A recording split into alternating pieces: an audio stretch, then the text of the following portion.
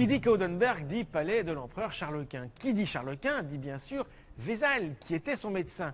Ici, au Coudenberg, se tient une exposition qui parle de Vézal et de Charles Quint. Je pense que c'est une époque vraiment bouillonnante parce qu'il y a tout un tas de choses qui changent dans la pensée humaine et le courant, je pense, le plus important qui permet justement ce passage d'un système féodal à moderne, c'est le courant de l'humanisme, donc qui décide de remettre l'humain au centre des préoccupations.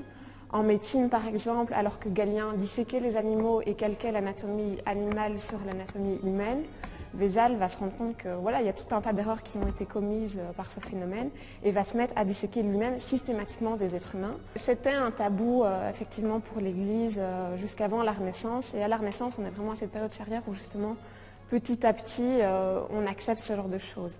Et c'est notamment à Padoue en Italie que les mentalités sont plus libres à ce sujet-là, et c'est pour ça que Vézal va aller à Padoue. Et voilà, c'est pas étonnant non plus, ces ouvrages, il va les publier à Bâle, qui est une ville protestante avec des imprimeurs de qualité et qui sont justement plus ouverts à ces idées-là.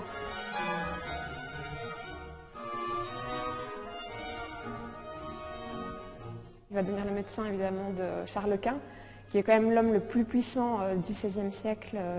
Et alors, il le soigne de ses petits bobos de la vie quotidienne. Il est prognate, donc il a beaucoup de difficultés au niveau des dents et de la mâchoire. Il a aussi peut-être eu la vérole, la malaria. Là, Vézal va lui conseiller la racine de Chine, qui est une nouvelle plante venue du Nouveau Monde, découvert il y a peu. Et alors surtout, il va le soigner de sa goutte.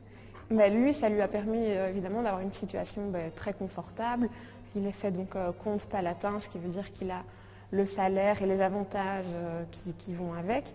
Et il soigne l'empereur, mais aussi du coup tout l'entourage très prestigieux de l'empereur. Le Coudenberg est l'ancien palais de Charles Quint, donc là je pense qu'on a une superbe adéquation entre le contenant et le contenu, donc oui, ça marche très bien ici.